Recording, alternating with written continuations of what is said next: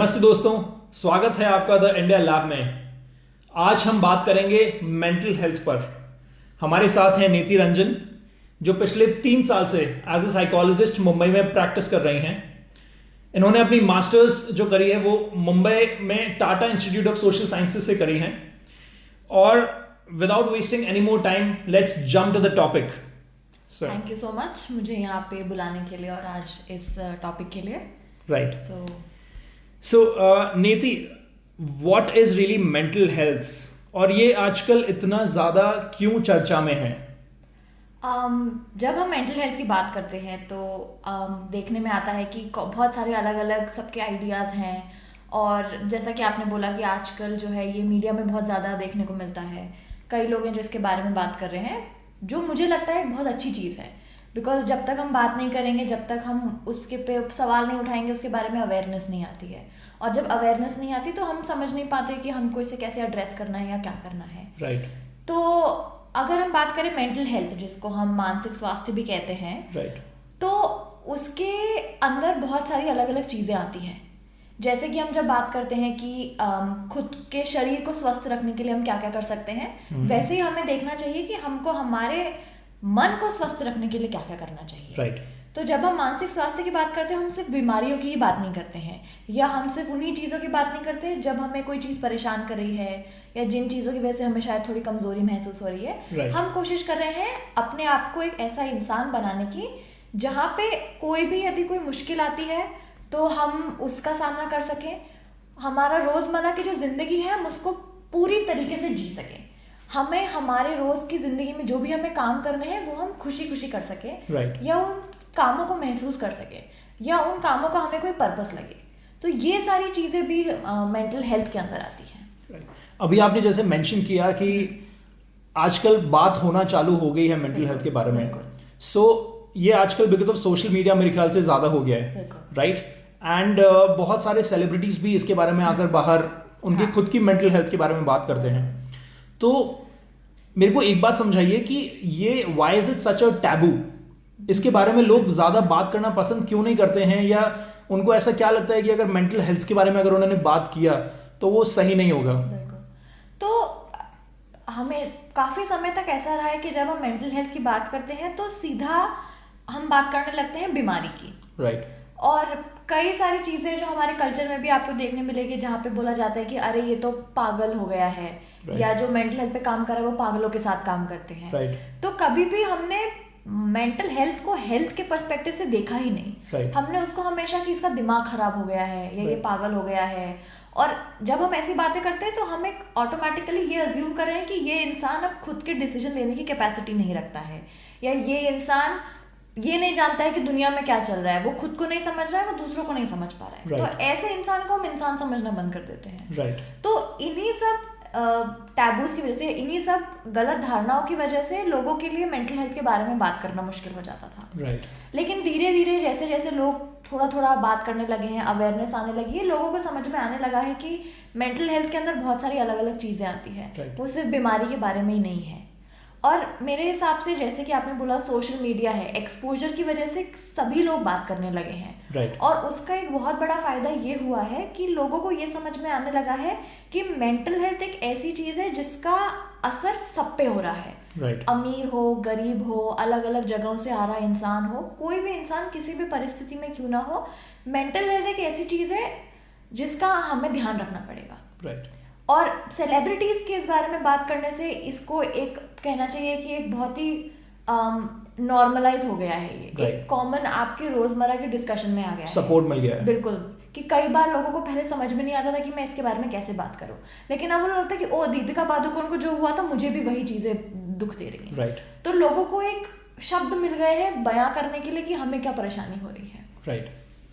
So why do you think ऐसा क्यों है कि मेंटल हेल्थ इश्यूज आजकल एकदम बढ़ गए हैं? मतलब ऐसे कोई सोसाइटल इश्यूज हो गए हैं या cultural issues? What are the major reasons?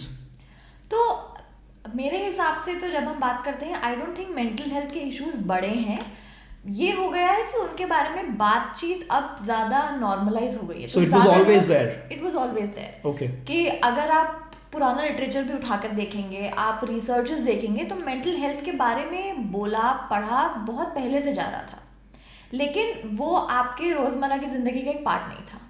अब बिकॉज टैबू कम हो रहा है, एक्सपोजर बढ़ रहा है, तो लोग ज़्यादा खुल के सामने आने लगे हैं अपने डिफ़िकल्टीज़ को लेके। तो उससे कई बार ऐसा इंप्रेशन पड़ता है कि अरे ये अचानक से बढ़ गए हैं, जबकि ऐसा नहीं है। आई थिंक सोशल मीडिया ने सब कुछ एक्सपोज कर दिया है। बिल्कुल, थिंग्स वर ऑलवेज देयर, चीज़ें हमेशा से वहीं पे थी, लेकिन उनके बारे में कभी बात नहीं करी जा रही थी। तो सोशल मीडिया की वजह से सारी चीज़ें बाहर आ गई हैं आजकल, राइट। सो मेंटल इलनेसेस होती क्या हैं, मतलब कोई कैटेगरीज होती हैं इनकी, या how do you define mental illness? जी, तो जैसा कि मैं बोल रही थी कि मेंटल हेल्थ के अंदर एक कंपोनेंट है जो आपकी मेंटल इलनेस होती है उसके बारे में, उसके अलावा भी दूसरे कंपोनेंट्स होते हैं जो आपको आपकी रोज़ की ज़िंदगी को जीने में जो आसान बनाते हैं, राइट। जब हम मेंटल इलनेस की बात करते हैं तो 2-3 चीज़ें हैं जो हमको ध्यान में रखने की ज़रूरत है।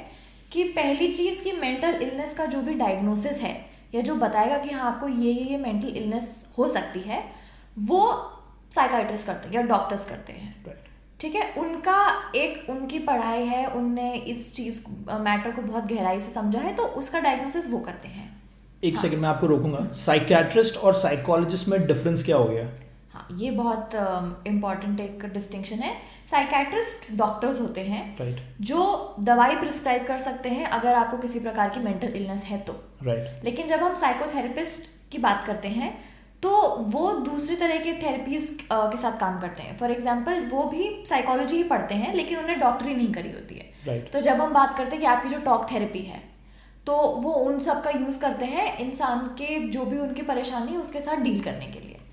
तो आइडियली इनको साथ साथ चलना होता है, क्योंकि जब हम बात करते हैं किसी भी इंसान के मेंटल इलनेस के साथ उसको कहते हैं जो उसको संभालने की, कि हम कैसे उसको कम कर सकते हैं, कैसे ठीक कर सकते हैं, तो दवाई एक बहुत इंपॉर्टेंट पार्ट होता है, क्योंकि आपको अगर सिम्टम कम करने हैं तो उसके लिए आपको दवाई की ज़रूरत पड़ेगी, लेकिन अगर हम सिर्फ सिम्टम पे काम करें और उस पर काम नहीं करें कि किसकी वजह से ये सिम्टम डेवलप हुए थे, तो जैसे दवाई आप रोकेंगे सिम्टम वापस आ सकते हैं।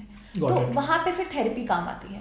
वहाँ पे फिर जब हम बात करते हैं, देखते हैं कि हमारे आसपास के एनवायरनमेंट में ऐसी क्या चीज़ थी जिसकी वजह से ये परेशानी हुई, या मेरे अंदर से ऐसे कौन से थॉट्स थे, विचार थे, या ऐसे क्या एक्सपीरियंसेस थे जिसकी वजह से मुझे परेशानी हुई, तो उन सब के लिए फिर हम थेरेपी का सहारा लेते हैं। अगर इस चीज़ को पूरी तरीके से समझें, the difference between psychologist and a psychiatrist, तो उसमें ये हो गया कि साइकोलॉजिस्ट जो है वो आपको समझने की वो बेसिकली आपको समझाता है कि ये किस वजह से हुआ, बिल्कुल, और साइकियाट्रिस्ट जो है वो आपको मेडिकेशन देता है, बिकॉज वो डॉक्टर है, उन्होंने डॉक्टरी की पढ़ाई करी है, राइट?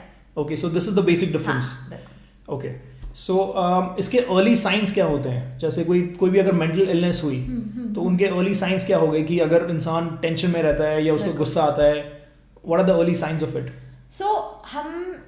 तो अगर मैं यहाँ पे एक चीज़ लाइक एज अ डिस्क्लेमर कह सकती हूँ कि जब भी हम बात करते हैं मेंटल इलनेस की, तो हम हमेशा कोशिश करते हैं, जब भी हम लोगों को जागरूक करने की बात करते हैं, तो हम उनको ऐसे साइंस की तरफ ध्यान देने की ज़्यादा बात करते हैं कि हम चीज़ों को मेंटल इलनेस तक ना पहुँचने दें, कि चीज़ें इतनी ज़्यादा ख़राब ना हो जाए कि फिर उनको उतनी ज़्यादा मदद की ज़रूरत पड़े, राइट। तो जब हम अर्ली साइंस की बात करते हैं तो हम सिर्फ मेंटल इलनेस के बारे में बात नहीं कर रहे हैं। फॉर एग्जाम्पल, एक इंसान है जो जॉब पे जाता है, घर आता है, अपनी फैमिली के साथ टाइम स्पेंड करता है, लेकिन उसको अब जॉब में मज़ा नहीं आ रहा है। वो जो जॉब का स्ट्रेस है उसकी वजह से ना तो उसको जॉब में मज़ा आ रहा है, ना उसको परिवार के साथ टाइम स्पेंड करने में मज़ा आ रहा है। वो बहुत चिड़चिड़ा हो रहा है, वो बहुत गुस्से में आ रहा है। तो यहाँ पे हो सकता है आप उसको कोई इलनेस का डायग्नोसिस ना दें, लेकिन उनकी जो रोज़मर्रा की एक ज़िंदगी थी, उनका एक जो फंक्शन करने का तरीका था, उसमें अभी डिस्टर्बेंसेस आने लगे हैं। तो ये भी एक अर्ली साइन होता है, कि यहाँ पे इंसान के लिए कोई मुश्किलें आ रही हैं, और इन मुश्किलों का सामना करने के लिए उसको शायद सपोर्ट की जरूरत हो, उसकी मेंटल हेल्थ को और सपोर्ट की जरूरत है। लेकिन इस स्टेज पे अभी वो मेंटल इलनेस के अंदर कन्वर्ट नहीं हुआ है। हाँ, तो वो मतलब उस पाथ पर है कि जहाँ पर उसको मेंटल इलनेस होने के चांसेस हैं। हो सकती है, नहीं भी हो सकती है, लेकिन कोई ना कोई डिस्टर्बेंस हो रहा है उसकी मेंटल हेल्थ में। तो इसीलिए हम जब मेंटल हेल्थ की बात करते हैं, हम सिर्फ इलनेस पे फोकस नहीं करते हैं, हम एक ओवरऑल हेल्थ के ऊपर फोकस करते हैं, ताकि हम नहीं चाहते कि इलनेस होए या डायग्नोसिस मिले उसके बाद ही हम उस मेंटल हेल्थ को एड्रेस करें, हम उससे पहले भी उसको एड्रेस कर सकते हैं। सो ये जो मेंटल इलनेसेस जो होती हैं ये जेनेटिकली ट्रांसफर होती हैं या this is something that just comes up because of your environment और because of your life situations?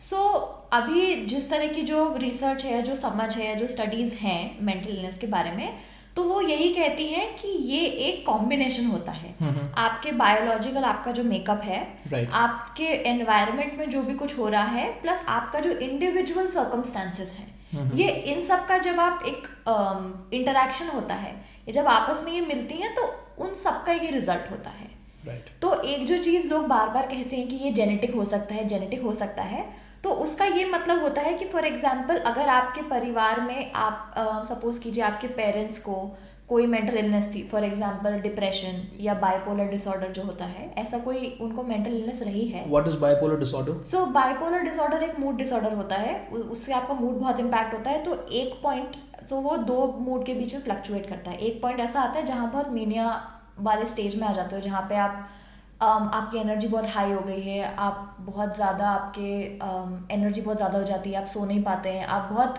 जिसे कहते हैं ना, एकदम मैनिक से हो जाते हो।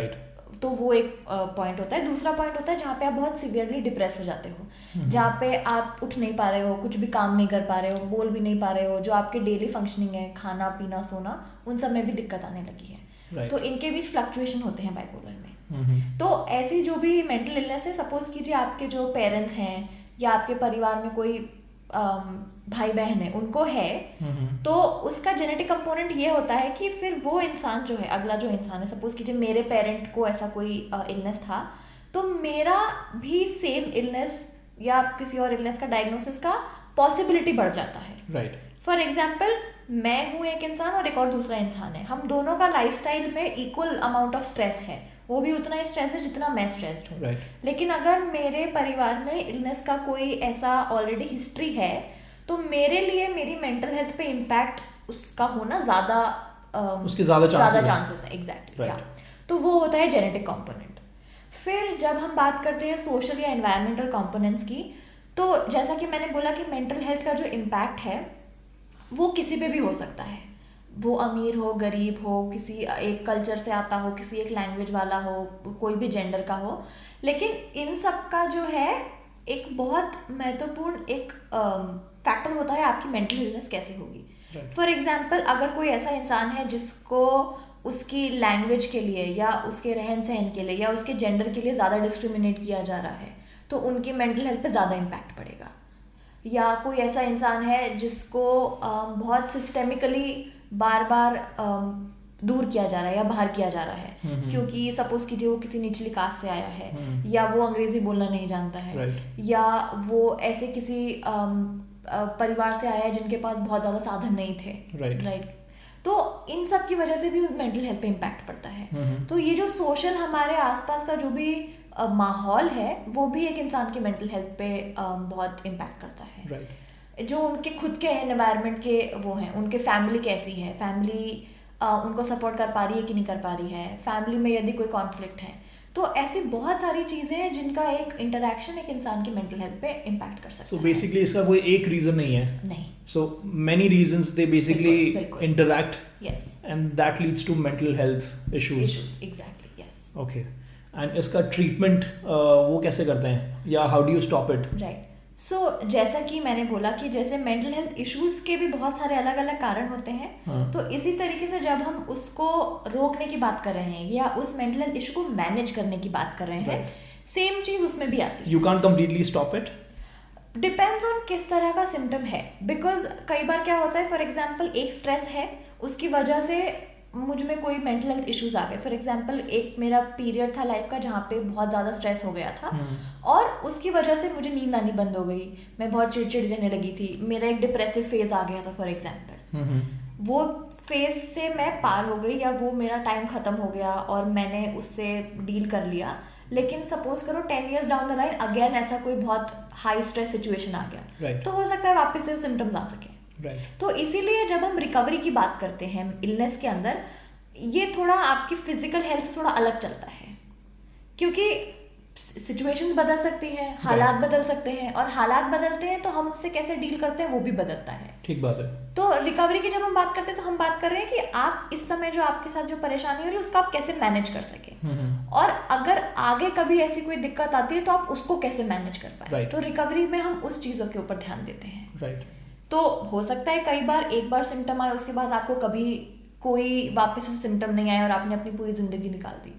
कई बार ऐसा हो सकता है कि वो सिम्टम का इंटेंसिटी ऊपर नीचे हो जाता है कि किसी किसी दिन मैं बिल्कुल शायद अपने बिस्तर से भी नहीं उठ पा रही हूँ, लेकिन कुछ कुछ ऐसे दिन हैं जहाँ पे मैं काम पे जा पा रही हूँ, अपने बच्चों के साथ खेल पा रही हूँ या लोगों के साथ बातचीत कर पा रही हूँ, तो वो इंटेंसिटी बढ़ जाती है, कम ज़्यादा हो सकती है।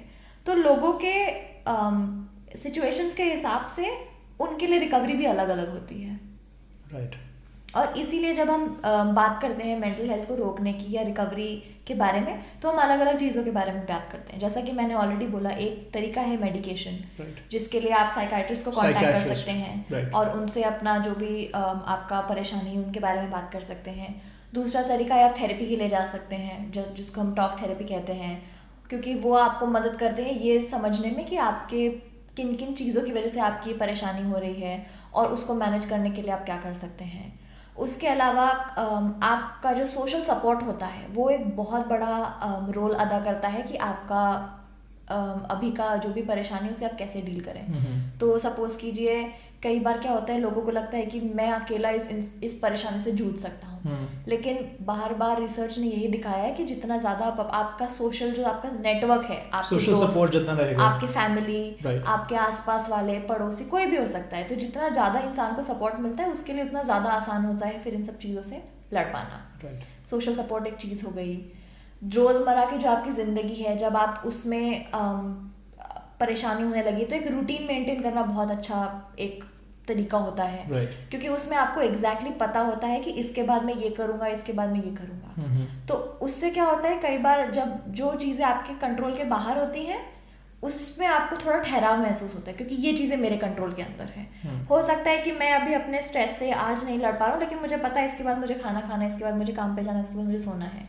तो वो एक रूटीन से आपको मदद मिलती है खुद को ग्राउंड करने में, खुद को प्रेजेंट में रखने में। इनफैक्ट हमने सोशल मीडिया पे भी कुछ क्वेश्चंस पूछे थे हमारे जो सोशल मीडिया फॉलोअर्स हैं। सो उसमें से एक सवाल ये आया था कि काम कैसे रहें जब आपको मालूम पड़े, जब आपको लगता है कि आपको एंजाइटी होने वाली है, और स्पेशली उस सिचुएशन के अंदर जब आपको मालूम है कि इस चीज़ से मेरी एंजाइटी ट्रिगर होने वाली है। सो इन सिचुएशंस को डील कैसे करें? सो आई थिंक जिन्होंने ये सवाल पूछा है, एक बहुत बड़ी चीज़ जो उनके पास ऑलरेडी है, जो एक बहुत यूजफुल चीज़ है, वो है कि उनको पता है कि क्या चीज़ें उनके एंजाइटी को ट्रिगर कर रही हैं। राइट। क्योंकि पहला स्टेप होता है ये समझ पाना कि क्या चीज़ें जो मेरी एंजाइटी को ट्रिगर करेगी। क्योंकि उससे क्या होता है, आप ऑलरेडी प्रिपेयर्ड हो कि अच्छा इस केस में शायद मुझे एंजाइटी हो सकती है। एक तो वो चीज़ हो गई। तो जहाँ पे जितना आप उसको अवॉइड कर सकते हैं आप उसको अवॉइड कर सकते हैं। बेसिकली आइडेंटिफाई कर लिया। हाँ, उन्होंने ऑलरेडी आइडेंटिफाई कर लिया, जो कि एक बहुत बड़ी और एक बहुत ही प्रशंसनीय, बहुत इंप्रेसिव चीज़ है। राइट, क्योंकि जितनी अवेयरनेस होगी उतना ज़्यादा आप प्रिपेयर्ड हो कि मुझे पता है आगे क्या होने वाला है। And going forward, how do you think कि एक इंसान को ये वो आइडेंटिफाई करने में हेल्प कर सकता है कि हाँ मुझे इस चीज़ से बहुत एंजाइटी होती है, मुझे इस चीज़ की वजह से बहुत टेंशन होती है। So how can a person find out कि this is the way I can identify my emotions? So I think ये थोड़े दीज आर 2-3 थिंग्स जो मैं थोड़ा सा ब्रेक डाउन करना चाहूँगी। फॉर एग्जाम्पल, हमने पहले बात किया कि एंजाइटी होती है, ये चीज़ें मुझे ट्रिगर करती, तो उनने ट्रिगर ऑलरेडी आइडेंटिफाई कर लिए। फिर जब एंजाइटी अटैक आता है वो अलग अलग लोगों के लिए अलग अलग दिखता है, लेकिन मोस्टली अगर हम बात करें, एक जनरल बात करें, तो उसमें ब्रीदिंग में डिफिकल्टी होने लगती है, आपके मन में बहुत बहुत कैटास्ट्रोफिक ख्याल आने लगते हैं। सो फॉर एग्जाम्पल एक कैटास्ट्रोफिक ख्याल मतलब, हाँ, जैसे फॉर एग्जाम्पल एक नॉर्मल उसमें मुझे लग रहा है कि अच्छा अगर मैंने ये काम नहीं किया तो शायद मेरे लिए इस काम को बाद में करना मुश्किल हो जाएगा। ये एक नॉर्मल चेन ऑफ थॉट होता है। या अगर मैंने ये काम नहीं किया तो मेरा बॉस मुझे डांटेगा। लेकिन जब हम कैटास्ट्रोफिक थिंकिंग की बात करते हैं तो उसमें क्या होता है, ओ अच्छा ये मैंने काम नहीं किया, मेरा बॉस मुझे डांटेगा, फिर उसको लगेगा मैं यूजलेस इंसान हूँ, मेरी जॉब चली जाएगी तो मैं बेघर हो जाऊंगा तो मैं सड़क पे आ जाऊंगा। Chain of thoughts. So it's a chain of thought जो बहुत एक्सट्रीम में चली जाती है, राइट। जो नॉर्मली आपको भी पता है कि ये नहीं होने वाला है, लेकिन उस समय में, उस एंजाइटी के दौर में आपके लिए खुद को ये बता पाना बहुत मुश्किल हो जाता है कि ये मैं बहुत कैटास्ट्रोफिक थिंकिंग कर रहा हूँ या कर रही हूँ। सो एक वो चीज़ हो जाती है। लेकिन जब एंजाइटी अटैक की हम बात करते हैं तो हम कई बार बात करते हैं कि उस टाइम पे उस चेन को तोड़ना बहुत ज़रूरी है, खुद को प्रेजेंट में लाना बहुत ज़रूरी होता है। तो उसके लिए हम ग्राउंडिंग तकनीक एक होती है जिसका इस्तेमाल करते हैं। तो अगर इंसान को ऑलरेडी पता है मुझे क्या ट्रिगर करता है, तो उसको ये भी पता है कि जब ट्रिगर होएगा उसके बाद क्या आता है। राइट। कि मुझे पता है कि उस समय मेरे हाथ पैर कांपने लगते हैं, मेरी सांस ऊपर नीचे होने लगती है, मुझे कुछ सुनाई देना बंद हो जाता है। फॉर एग्जाम्पल एक एंजाइटी अटैक ऐसा हो सकता है। तो जब हमें ऑलरेडी पता है कि ये मेरे साथ होता है तो फिर उसको रोक पाना आसान होता है। फॉर एग्जाम्पल अगर मुझे सब कुछ मतलब कुछ भी महसूस होना बंद हो गया, मेरे हाथ पांव फूलने लगे हैं, तो इंसान लंबी सांस लेना शुरू करेगा। वो ध्यान रखेगा कि अच्छा मैं यहाँ बैठी हूँ, मेरे हाथ यहाँ पर हैं, तो ऐसे वो खुद को प्रेजेंट में ला सकता है।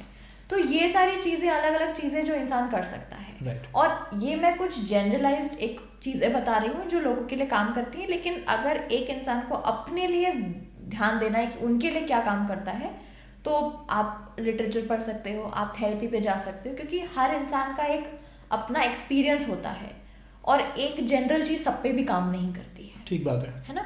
तो एक तो ये चीज़ हो गई। सेकंड चीज़ आपने पूछी थी कि अगर कुछ फीलिंग के बारे में कि फॉर एग्जांपल जैसे अगर किसी को होपलेसनेस हो जाए, तो how does a person deal with hopelessness? उसको वो कैसे डील करे होपलेसनेस के साथ? किसी को अगर मालूम है कि मेरा करियर ठीक से नहीं जा रहा है या मेरी लाइफ में भी बहुत सारी प्रॉब्लम्स चल रही हैं, सो वो, और अगर उसके साथ कोई वो शेयर करने के लिए नहीं है, कोई फ्रेंड नहीं है या कोई पार्टनर नहीं है, या अगर कोई रिलेटिव्स नहीं है, फैमिली मेम्बर्स नहीं है, सो वो बंदा फिर वो अपने ही थॉट्स के अंदर वो उलझता जाएगा और उसकी वजह से वो होपलेस हो जाता है एक पॉइंट के बाद, चांसेस होते हैं। सो उस होपलेसनेस के साथ वो कैसे डील करे?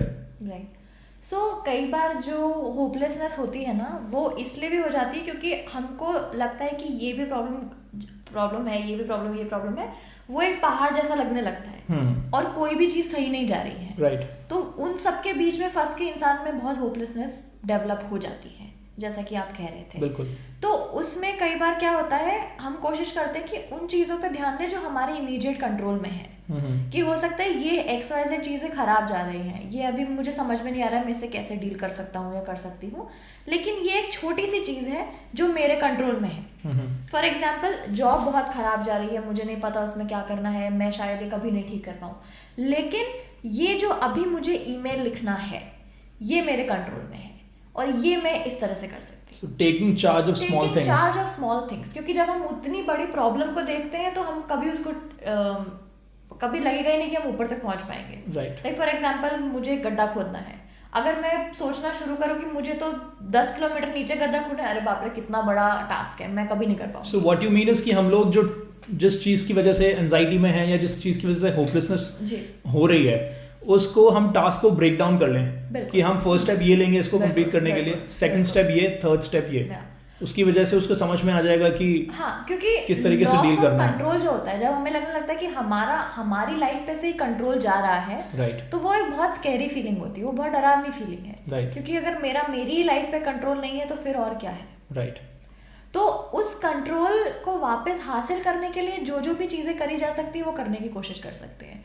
वो हो सकता है कि शायद मैं अपना रूटीन मेंटेन कर लूँ, शायद मैं अपने काम में थोड़ा कुछ अच्छा कर लूँ, शायद मैं अपने लिए 1 कप चाय बना लूँ।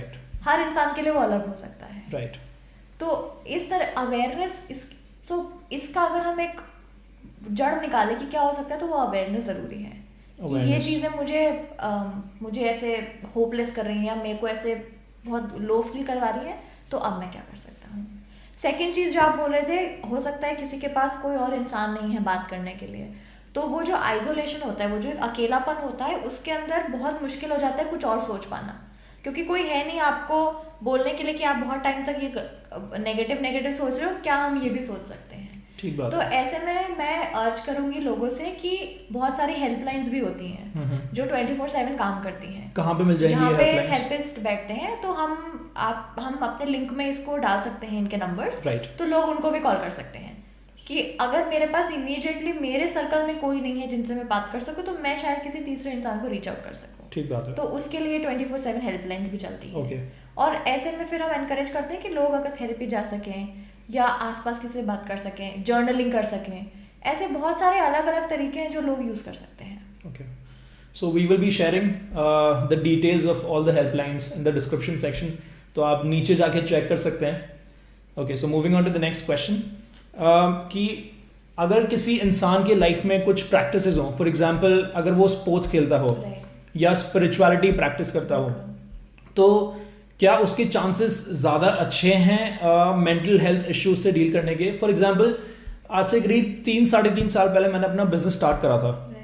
सो जो शुरू के 6 महीने जो थे वो बहुत अच्छा चला, और उसके 6 महीने के बाद इतना सडन ड्रॉप आया कि I was having mental health issues myself, and that's the time when I actually somehow got into spirituality, and I was able to deal with it in a proper way because मेरे को एक community मिल गई, और एक practice मिल गई जहाँ पर मेरे को अपने emotions के साथ मैं engage कर सकता था अपने emotions को, right?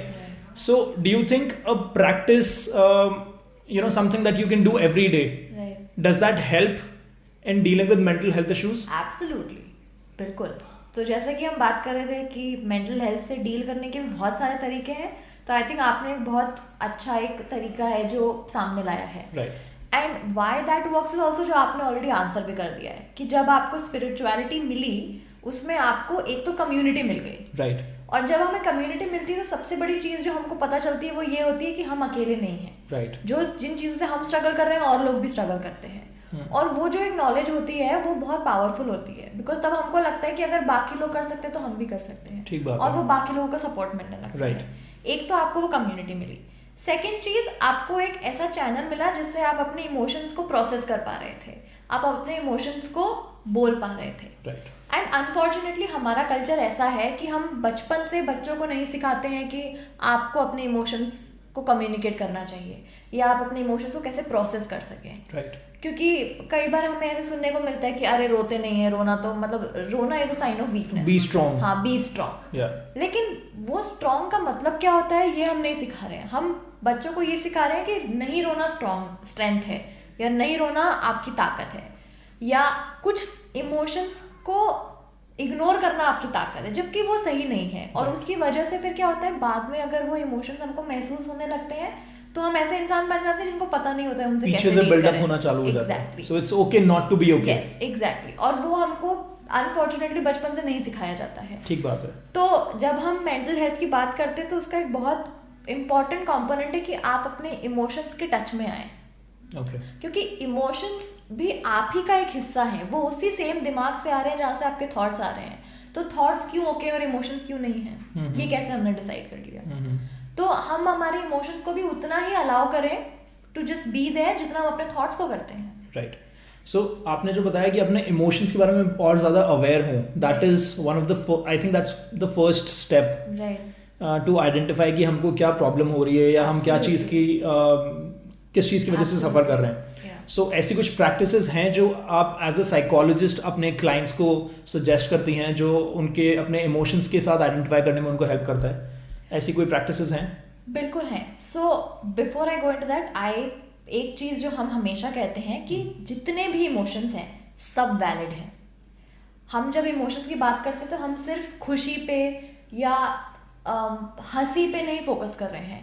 आपका गुस्सा, आपका रोना, आपका लो फील करना, आपका दुखी फील करना, आपका होपलेस फील करना, ये सारे इमोशंस भी उतने ही वैलिड हैं जितना कि खुशी हो सकती है। I think I would like to add something here कि आजकल ये जो हम सोशल मीडिया पे बहुत ज़्यादा ये जो कल्चर हो गया है कि you have to be happy, आपको हमेशा खुश रहना है, आई थिंक वो प्रैक्टिकल नहीं है। मेरे हिसाब से लाइफ में हर तरीके के इमोशंस आते हैं, एंड लाइफ जीने का मतलब ही ये है कि आप सारे तरीके की चीज़ें देखें, अच्छी बुरी, happiness, sadness, every kind of things. I think that's life for me. Exactly. That's what I've learned through my spiritual practices in the last 3 years.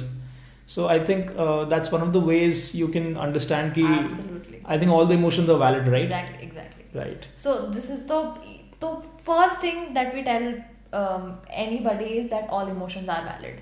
और जैसा कि ये फॉर्चुनेटली एक ऐसी चीज़ है जो आपने स्पिरिचुअलिटी के थ्रू सीखा है, Right. तो ऐसे ही जिस इंसान को जो आउटलेट मिले जिससे वो इन चीज़ों को महसूस कर सके और इन चीज़ों तक पहुंच पाए, वो सही है. वो स्पोर्ट्स हो सकता है. एग्जैक्टली, वो स्पोर्ट्स हो सकता है जहाँ पे आपको अपने अंदर के अग्रेशन को या गुस्से को निकालने का मौका मिले. वो स्पिरिचुअलिटी हो सकती है, वो सपोर्ट ग्रुप्स हो सकते हैं, वो इनफैक्ट वो जो सुबह मॉर्निंग जॉगिंग के लिए जो लोग जाके जोर जोर से हंसते हैं, वो हो सकता है. राइट. एनी आउटलेट जहाँ पे आपको अपने अंदर का जो भी टर्मोइल है या जो भी आप महसूस करें उसको निकालने का मौका मिले, वो एक आउटलेट है. यहाँ कुछ सही गलत नहीं है. So it's very important to express it in some way or channelize it. Yeah. Okay. Painting, कई लोग पेंटिंग के थ्रू भी करते हैं, कई लोग गाने के थ्रू करते हैं. Right. तो हर इंसान के लिए जो उनके हिसाब से उनके लिए इम्पोर्टेंट है या जो उनके लिए आउटलेट उनको सही लगता है, वो यूज कर सकते हैं. ठीक बात है.